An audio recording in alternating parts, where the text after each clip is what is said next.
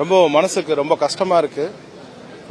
அதாவது நம்ம என் கூட வந்து அவங்க வந்து பாத்தீங்கன்னா ஒரு என்னோட மியூசிக்ல ஒரு 4 சாங் பாடியிருக்காங்க. ரொம்ப பணிவா இருப்பாங்க. நான் ரொம்ப பயப்படுவேன்.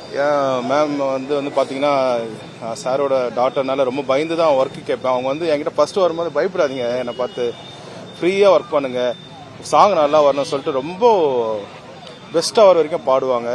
அதாவது அவங்க கூட கொஞ்ச நேரம் தான் நான் பழகியிருக்கேன். ரொம்ப நேச்சுரலே வந்து பார்த்தீங்கன்னா ரொம்ப சாஃப்டான நேச்சர் அவங்களுக்கு. சத்தமாக கூட பேச மாட்டாங்க. அப்புறம் ரொம்ப ஃபங்க்ஷனில் பார்த்துருக்கேன்.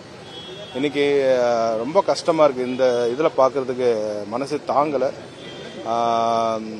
எக்ஸலன்ட் சிங்கர் அவங்க. அதாவது ஒரு குரல் வந்து இவங்கள மாதிரி இருக்கு அவங்கள மாதிரி இருக்குன்ற சில பேர் சொல்லுவோம். பட் பவதாரணி மேம் பார்த்தீங்கன்னா அவங்க குரல் மாதிரி யாருக்குமே இருக்காது. ஒரு ரொம்ப மென்மையான குரல்னு சொல்லுவாங்க.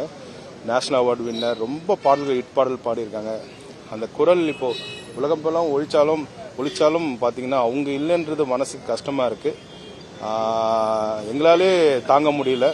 அவங்க பெற்றோர், சகோதரர்கள், உறவினர்கள் எப்படி தாங்க போறாங்க தெரியல. கடவுள் எல்லாம் வல்ல இறைவன் வந்து அவங்களுக்கு நல்ல ஒரு